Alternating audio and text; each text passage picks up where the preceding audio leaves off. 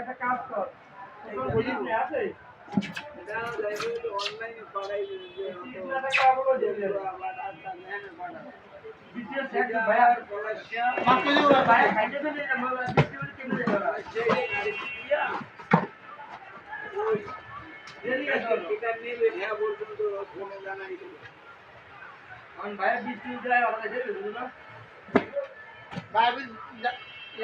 টাকা দিব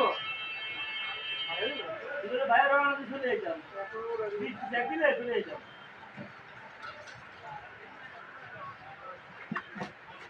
এই মাঝে নাকি